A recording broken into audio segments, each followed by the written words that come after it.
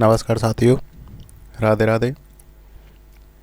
दोस्तों देखिए, जो पशु परिसर का रिजल्ट जारी किया गया है उसमें नॉर्मलाइजेशन को लेकर छात्रों में बड़ा ही आक्रोश है। छात्रों का मानना है कि जो नॉर्मलाइजेशन किया गया है वो सही प्रकार से नहीं किया गया है। और दोस्तों, यह बात कहीं हद तक सही भी है कि नॉर्मलाइजेशन में इतना अंतर आ रहा है।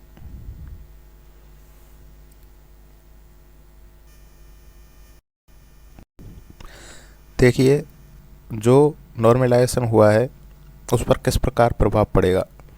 देखिए, मान के चलिए आप 6 पारी में 100 अंक मान के चलिए। जैसे 100 अंकों पर चौथी पारी में 11.40 अंक कम हुए और छठी पारी में 24.24 अंक बढ़े।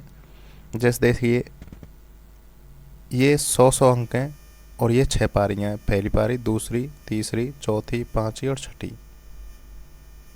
तो जो नॉर्मलाइजेशन हुआ है उसमें आप प्रथम पारी में देखें तो 8.63 अंक काटे गए हैं। यदि 100 में से 8.63 अंक काटेंगे तो 91.37 अंक बनेंगे। दूसरी पारी में 2.88 अंक बढ़ाए गए हैं, तो बढ़ाएंगे इनको तो 102.88 अंक हो जाएंगे। तीसरी पारी में 10.84 अंक बढ़े हैं, तो इस प्रकार 110.84 हो जाएंगे। चौथी पारी में 11.40 अंक काटे गए हैं, तो इसके चौथी पारी में 88.60 अंक होंगे। पाँचवीं पारी में 5.45 अंक बढ़े हैं, तो इसके 105.45 अंक हो जाएंगे। और छठी पारी में 24.24 अंक बढ़े हैं, तो इसके 124.24 अंक हो जाएंगे। तो इस प्रकार आप देखें, ये चौथी पारी में सबसे अधिक प्रभाव पड़ रहा है, यानी 88.60 अंक हो रहे हैं। और एक छठी पारी में देखें आप 124.24 अंक हो रहे हैं इसके। तो आप देखिए दोस्तों, एक छात्र है चौथी पारी वाला, उसके तो 88 अंक हो गए, और एक छात्र है छठी पारी वाला, उसके 124 अंक हो गए। तो आप देखेंगे दोस्तों, इनके अंकों में लगभग 36 अंक का अंतर आ रहा है। और देखिए, ये एग्ज़ाम 6 पारियों में हुआ था, तो यह निश्चित ही बात है कि 6 पारियों का स्तर अलग अलग होगा। पर दोस्तों, आप एक चीज़ देखें कि स्तर इतना भी अलग नहीं होगा कि 36 अंक का अंतर आ जाए। यदि इतना अंतर आ रहा है स्तर में, तो फिर आपको ऐसा स्तर बनाना ही नहीं चाहिए था। आपको पेपर सेट करते समय ये चीज़ देखनी चाहिए थी कि पेपर का स्तर ज़्यादा अलग ना हो। थोड़ा अलग हो सकता है, 19-20 समों से कर सकते हैं, पर इतना नहीं होना चाहिए कि 36 अंक का अंतर आ जाए। तो दोस्तों, यह नॉर्मलाइजेशन एक तरह बच्चों के लिए अभिशाप के रूप में है। हमें सबको मिलकर इसका विरोध करना चाहिए।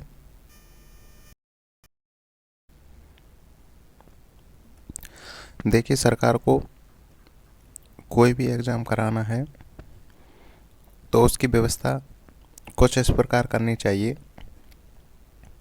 कि बच्चों का एग्ज़ाम सिर्फ एक ही पारी में हो,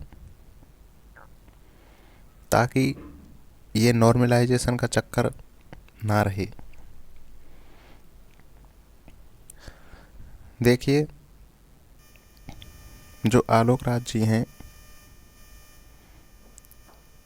राजस्थान कर्मचारी चयन बोर्ड के अध्यक्ष, इन्होंने ये बात कही है कि ये नॉर्मलाइजेशन का जो तरीका होता है यह एक फिक्स प्रक्रिया होती है जिसमें इन्होंने कहा है कि इसमें हम कोई भी फेरबदल नहीं करते हैं। इसमें जो एक्सपर्ट होते हैं वो इस फॉर्मूला का यूज करके बताते हैं कि कौन सा पारी का एग्ज़ाम हार्ड था और कौन सा पारी का एग्ज़ाम सरल था। तो फिर उस फॉर्मूला को अप्लाई करके इन चीज़ों को निकाल कर फिर आपके अंक उसी प्रकार से घटाए बढ़ाए जाते हैं। ये बात इनके द्वारा कही गई है। दोस्तों, कहीं हद तक चलो इनकी बात हम मान भी लेते हैं कि सही है। ये फॉर्मूला का यूज करके इन चीज़ों को निकालते हैं और तब पता चलता है कि कौन सा पेपर हार्ड था, कौन सा सरल। परंतु दोस्तों, आप देखें कि बच्चों के अंकों में 36 अंक का अंतर आ रहा है।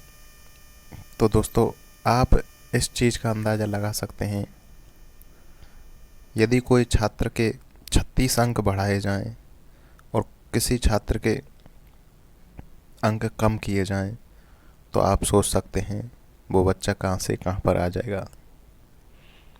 जिस छात्र के 100 अंक आ रहे हैं उसके 24 अंक बढ़ा के 124 हो गए। तो दोस्तों, आप देख सकते हैं 124 वाला कौन सी रैंक पर आया होगा। और जिस छात्र के 100 अंक थे उस बेचारे को, उसकी कोई गलती नहीं है, उसके भी बराबर अंक लाया है। वो भी जो 100 अंक लाया था उस जिसके बढ़कर 124 हुए हैं उसके बराबर ही अंक वो लेके आया है, परंतु उसके अंक घटा दिए गए और उसकी रैंक अंक घटाने से धड़ाम से नीचे आ जाती है। तो दोस्तों, मैं तो यही कहना चाहूँगा कि आप हमारे साथ मिलकर इन चीज़ों का विरोध करें, क्योंकि आवाज़ उठाने का हक हर किसी को है, अपनी बात को रखने का हक हर किसी को है। और छात्र शक्ति एक बहुत बड़ी शक्ति होती है। यदि आप चाहें तो राजस्थान में जो बढ़ती प्रक्रियाएं होती हैं उसमें बदलाव किया जा सकता है। इसलिए दोस्तों, आप निराश ना हो, राजस्थान के सभी टीचर्स आपके साथ हैं।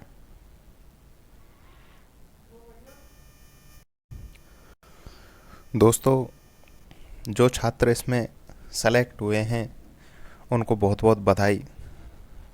परंतु मैं जो सेलेक्ट हुए हैं उनसे भी कहना चाहूँगा कि आप अपने छोटे और बड़े बहन भाइयों के लिए आप इस चीज़ को कर सकते हैं। आप हमारे साथ में विरोध करें ताकि भविष्य में आने वाली पीढ़ी के लिए इन चीज़ों का नुकसान ना उठाना पड़े।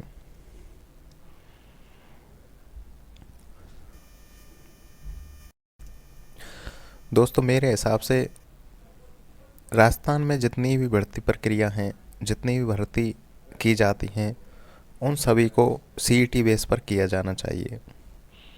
यदि सारी भर्ती परीक्षाएं सीईटी बेस पर होंगी तो उसमें पासिंग मार्क फिक्स किए जाएं कि इतने पासिंग मार्क से ऊपर वाले परीक्षाएं देंगे। जिससे क्या होगा दोस्तों, अभ्यर्थियों की संख्या जो मेंस एग्ज़ाम होगा उसमें कम हो रहेगी। यदि अभ्यर्थियों की संख्या कम रहेगी तो उनका एग्ज़ाम एक ही शिफ्ट में एक दिन ही कराया जा सकता है। जब एग्ज़ाम एक ही शिफ्ट में होगा तो नॉर्मलाइजेशन का लफड़ा ख़त्म हो जाएगा और जो छात्र आज निराश हुए हैं नॉर्मलाइजेशन की वजह से, उनको इस चीज़ का सामना नहीं करना पड़ेगा।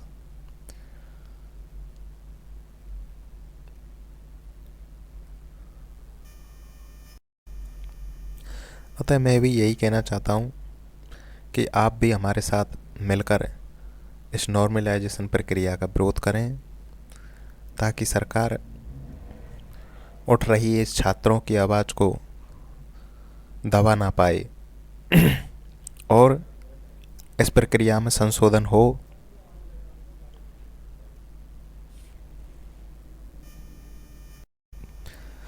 साथियों, हम हमेशा आपके साथ थे और हमेशा आपके साथ खड़े रहेंगे। हम छात्रों के हित में ही कार्य करेंगे, चाहे हमको इसमें नुकसान ही क्यों ना उठाना पड़े। मैं उम्मीद करता हूँ आपको ये सारी चीज़ें समझ आई होंगी और आप भी इस नॉर्मलाइजेशन की प्रक्रिया का हमारे साथ विरोध करेंगे। दोस्तों, ज़्यादा से ज़्यादा नॉर्मलाइजेशन की प्रक्रिया के विरुद्ध में आप ट्वीट करें। इसके अलावा जो भी धरना, अनशन वगैरह कुछ भी किया जाएगा तो उसकी सूचना आपके लिए दे दी जाएगी। हम भी सभी के साथ मिलकर उसमें शामिल होंगे। तो धन्यवाद दोस्तों।